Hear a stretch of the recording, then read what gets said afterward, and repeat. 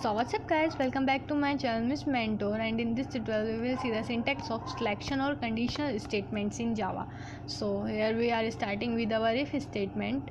So here the syntax of our if statement: if condition then braces, and within braces we will provide the code which is executed. While writing the if keyword, it should be noted that the first alphabet of if keyword should always be in lowercase. Now let's talk about condition.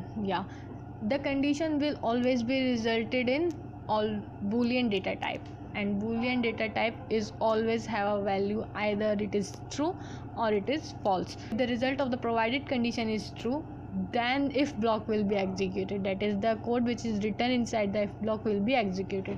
So whenever the condition is true, then if block will be executed.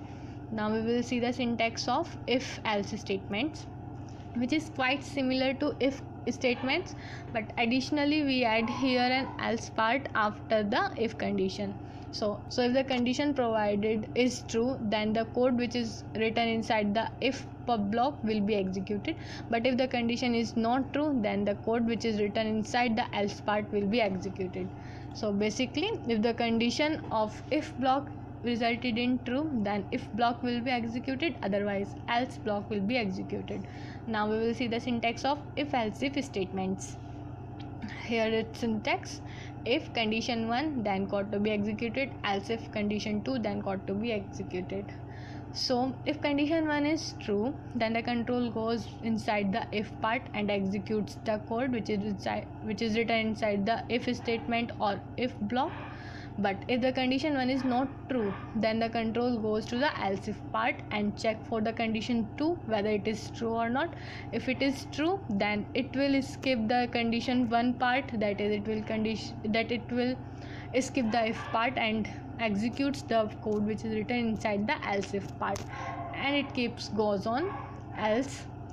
Now lastly we have an else part, which is fully an optional, which is quite optional.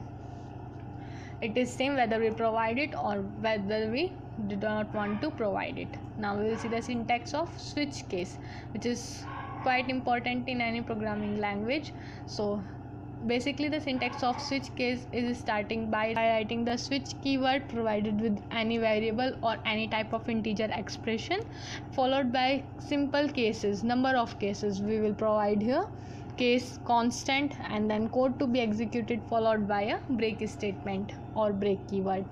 So the value which is provided as a switch variable or any integer variable is to be matched with any one of this case, and the value which is matched with that case and that code which is written inside that case is to be executed. So that's it for the switch.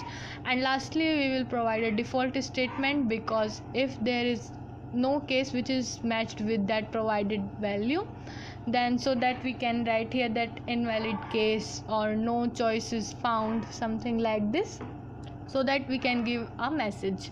So this is for this, and we can provide any number of cases as per our program's requirement, and if the provided value doesn't match with any case, so we will provide a default statement.